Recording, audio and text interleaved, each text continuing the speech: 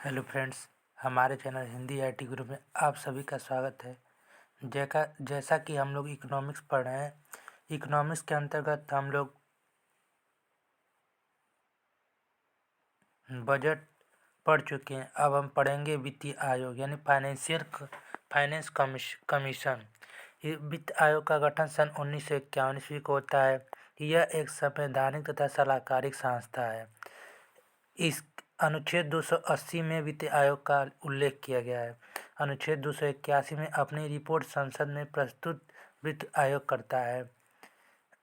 वित्त आयोग का गठन 1951 ईस्वी में किया गया है। यह एक संवैधानिक तथा सलाहकारी संस्था है। अनुच्छेद 280 में इसका उल्लेख वित्त आयोग का उल्लेख किया गया है। अनुच्छेद 281 के तहत अपना रिपोर्ट संसद में वित्त आयोग प्रस्तुत करता है। वित्त आयोग का इसका कार्य केंद्र तथा राज्यों के बीच राजस्व का बंटवारा करना है। यानी वित्त आयोग का कार्य होता है यूनियन तथा स्टेट के बीच राजस्व का बंटवारा करना। इसका मुख्यालय नई दिल्ली होता है। इसका गठन राष्ट्रपति के द्वारा किया जाता है। इसमें सदस्यों की संख्या 5 होती है, जिसमें एक अध्यक्ष तथा चार सदस्य होते हैं। पहले वित्त आयोग के अध्यक्ष थे केसी नियोगी।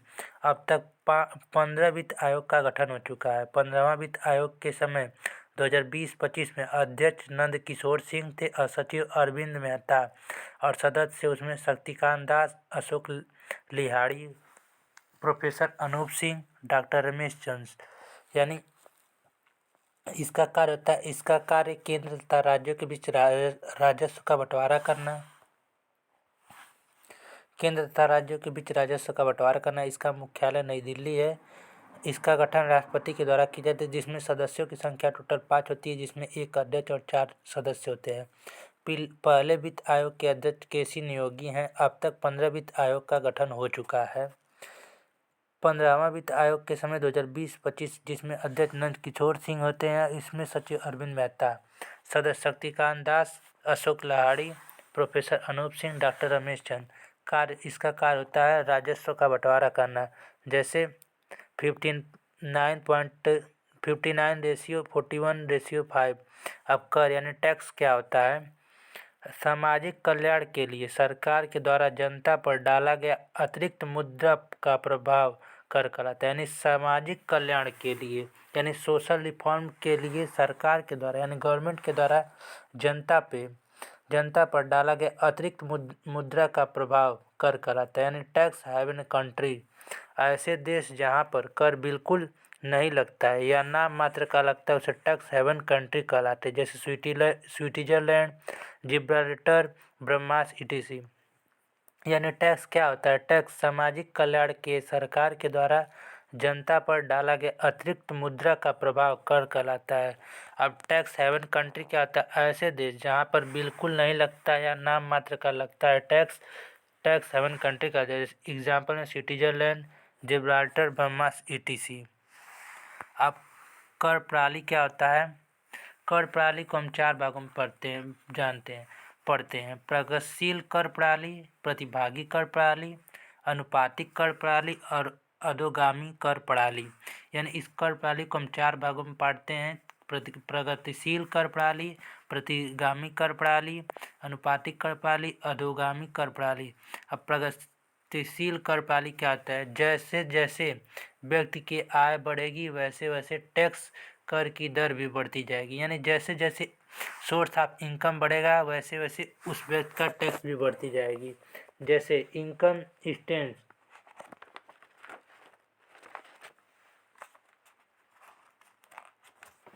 जैसे इनकम इन 1000 में होता है तो पहले 5%, फिर 10%, फिर 15-20 इस तरह बढ़ता रहता है। रेट 5, 10, 15 इस तरह बढ़े। फिर प्रतिभागी कर प्रणाली, जैसे जैसे व्यक्ति की आय बढ़ती जाती है वैसे वैसे कर की दर में भी कमी आएगी।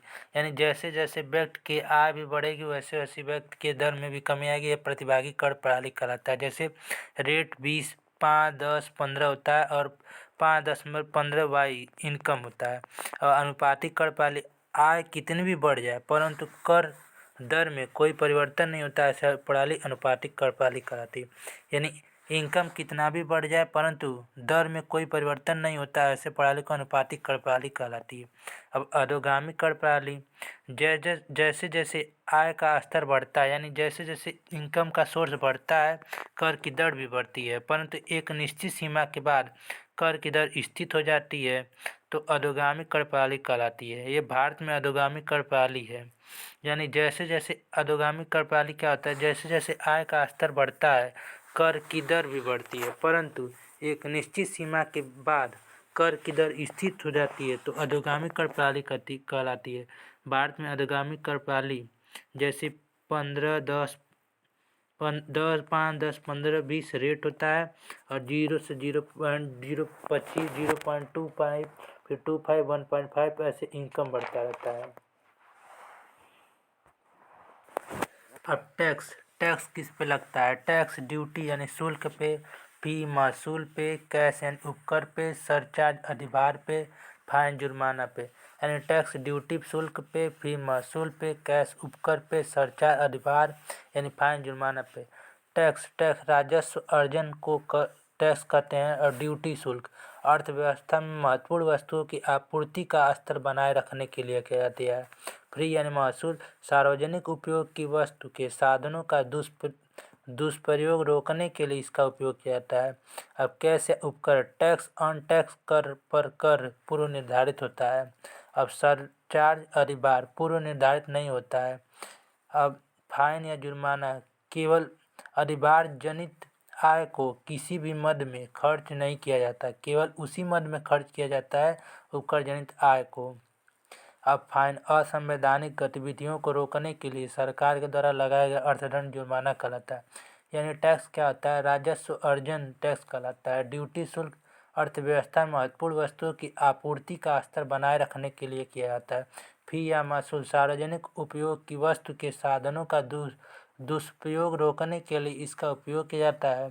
सरचार्ज अधिभार टैक्स ऑन टैक्स पर कर पूर्व निर्धारित होता है, पूर्व निर्धारित नहीं होता है। फाइन जुर्माना केवल उसी मद में खर्च किया जाता है, अधिभार जनित आय के किसी भी मद में खर्च नहीं किया जा सकता। अब फाइन असंवैधानिक गतिविधियों को रोकने के लिए सरकार के द्वारा लगाएगा अर्थदंड जुर्माना कहलाता है। अब कर के प्रकार, टाइप ऑफ टैक्स दो प्रकार के, प्रभाव के आधार पर और प्रकृति के आधार पर। प्रभाव के आधार पर प्रत्यक्ष कर और अप्रत्यक्ष कर। प्रकृति के आधार पर 4, प्रगतिशील कर, प्रतिगामी कर, अनुपातिक कर, अधोगामी कर। अब प्रभाव के आधार पर प्रत्यक्ष कहते हैं डायरेक्ट कर का प्रारंभिक भुगतान करने वाला ही कर का अंतिम बार वहन करता है, अर्थात इसे किसी के ऊपर टाला नहीं जा सकता। यानी कर का प्रारंभिक भुगतान करने वाला ही कर अंतिम बार वहन करता है, अर्थात इसे किसी के ऊपर टाला नहीं जा सकता। यह एक प्रगतिशील प्रकृति का होता है। यह आयकर, इनकम टैक्स, निगम कर, संपत्ति कर प्रशासन महंगा होता है, कर चोरी की संभावना ज़्यादा रहती है, यह क्षमता मूलक रहता है। आयकर, इनकम टैक्स एक वित्तीय वर्ष में किसी व्यक्ति की मूल आय पर लगने वाला कर आयकर कहलाता है। यानी एक फाइनेंशियल ईयर में किसी व्यक्ति के कुल आय पर लगने वाला कर आयकर कहलाता है। भारत में आयकर की शुरुआत 24 जुलाई 1860 ईस्वी में हुई। लॉर्ड कैनिंग के वित्तीय सलाहकार जेम्स विलियम के द्वारा की गई। यानी भारत में आयकर की शुरुआत 24 जुलाई 1860 ईस्वी में की गई। इसकी शुरुआत लॉर्ड कैनिंग के वित्तीय सलाहकार जेम्स विलियम्स के द्वारा की गई। नोट, 24 जुलाई को आयकर दिवस के रूप में मनाया जाता है। अब पढ़ेंगे इनडायरेक्ट टैक्स यानी अप्रत्यक्ष टैक्स। अप्रत्यक्ष कर में कराधान तथा करापात अलग अलग लोगों पर किया जाता है। यानी अप्रत्यक्ष कर में कारागार तथा करापात अलग अलग लोगों पर किया जाता है। अप्रत्यक्ष कर प्रतिगामी प्रकृति का होता है और कर प्रशासन सस्ता होता है। कर चोरी की संभावना नहीं होती है, यह समता मूलक नहीं होता है। अब निम्नलिखित में प्रगतिशील कर नहीं है, जैसे क्वेश्चन आता है, जैसे आयकर, संपत्ति कर, निगम कर, जीएसटी, तो चौथा जीएसटी। अब वित्तीय वर्ष 2020-21 के लिए आयकर की दरें कितनी होती हैं? आयकर और दरें 0 से 25 लाख कोई कर नहीं लगता है, यानी 0%। 2.5 लाख से 5 लाख अरे 0 से 2.5 लाख तक का कोई कर नहीं लगता है। 2.5 लाख से 5 लाख तक का 5% कर लगता है। 5 लाख से 7.5 लाख पे 10% का कर लगता है। 7.5 लाख से 10 लाख तक 15% का कर लगता है। 10 लाख से 12.5 लाख तक 20% कर लगता है। 12.5 लाख से 15 लाख तक 25% दर लगता है और 15 लाख से ज़्यादा 30% लगता है। अब निगम कर या कंपनी लाभ कर, कॉर्पोरेट टैक्स क्या होता है? एक वित्तीय वर्ष में किसी कंपनी के कुल लाभ पर लगने वाला कर निगम कर कहलाता है।